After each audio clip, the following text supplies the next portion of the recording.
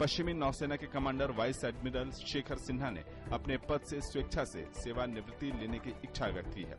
शेखर सिन्हा अपनी वरिष्ठता को नजरअंदाज करने और रॉबिन धवन को नौसेना अध्यक्ष बनाने से नाराज थे।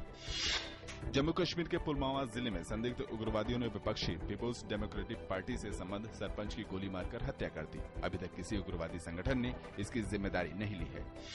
पीडीपी से जुड़े सरपंच की हत्या पर पार्टी अध्यक्ष महबूबा मुफ्ती ने इस घटना के लिए नेशनल कॉन्फ्रेंस नेता फारूक अब्दुल्ला के भड़काऊ बयान को जिम्मेदार ठहराया है। आंध्र प्रदेश में बीजेपी टीडीपी चुनावी गठबंधन में दरार की खबरों के बीच वरिष्ठ भाजपा नेता प्रकाश जावड़ेकर चंद्रबाबू नायडू से बात करने के लिए पहुंचे हैदराबाद। बिहार में पाटलिपुत्र चुनाव क्षेत्र में चुनावी प्रक्रिया में बाधा डालने को लेकर राजद उम्मीदवार मीसा भारती समेत कई लोगों के खिलाफ प्राथमिकी दर्ज। बिहार के सारण जिला में राष्ट्रीय जनता दल सांसद प्रभुनाथ सिंह और उनके समर्थकों के खिलाफ जनप्रतिनिधि अधिनियम के तहत प्राथमिकी दर्ज।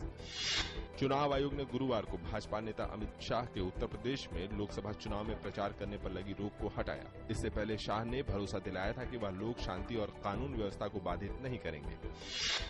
समाजवादी पार्टी प्रवक्ता राजेंद्र चौधरी ने चुनाव आयोग द्वारा बीजेपी नेता अमित शाह को बरी करने के फैसले को गलत बताते हुए उस पर आयोग से पुनर्विचार करने को कहा। आम चुनाव 2014 के सबसे बड़े 5वें चरण के लिए 12 राज्यों की 121 सीटों पर भारी मतदान। लगभग सभी राज्यों में 2009 के मुकाबले वोटिंग परसेंटेज बढ़ा है। कर्नाटक, ओडिशा और मणिपुर में लोकसभा सीटों के लिए चुनाव संपन्न। ओडिशा की शेष 77 विधानसभा सीटों के लिए भी मतदान संपन्न। कांग्रेस ने आदर्श चुनाव आचार संहिता का उल्लंघन करने के लिए बाबा रामदेव और अलवर के भाजपा उम्मीदवार महंत चांदनाथ के खिलाफ चुनाव आयोग से शिकायत की है।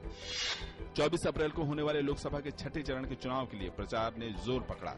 नरेंद्र मोदी मध्य प्रदेश में और सोनिया गांधी मध्य प्रदेश और छत्तीसगढ़ में करेंगी चुनावी सभाएं। पिछले साल मुजफ्फरनगर में हुए दंगों के सिलसिले में 13 और लोग गिरफ्तार किए गए हैं। उच्चतम न्यायालय के निर्देश पर ये गिरफ्तारियां हुई हैं। नेपाल के एवरेस्ट चोटी पर एक बर्फीले चट्टान के खिसकने से 6 नेपाली पर्वतारोहियों की हो गई है मौत। रूस, अमेरिका और यूरोपीय संघ ने कहा कि यूक्रेन संकट के समाधान के लिए सभी पक्ष सहमत हैं। रूस के राष्ट्रपति व्लादिमीर पुतिन ने यूरोपीय संघ के 18 देशों को पत्र लिखकर त्रिपक्षीय बातचीत का दिया प्रस्ताव। आज गुड फ्राइडे है। यह त्योहार ईसाई धर्म के लोगों द्वारा कैलिवरी में ईसा मसीह को सलीब पर चढ़ाने के कारण हुई मृत्यु के उपलक्ष्य में मनाया जाता है। दुनिया भर में ईसाई धर्म के लोग गुड फ्राइडे को पूरी आस्था और प्रेम के साथ मना रहे हैं। कोलंबिया में नोबेल पुरस्कार विजेता लेखक गैब्रियल गार्सिया मार्केज का कल देर रात वहां की राजधानी मैक्सिको में निधन हो गया। वो 87 वर्ष के थे। मार्केज पिछले कुछ समय से बीमार चल रहे थे।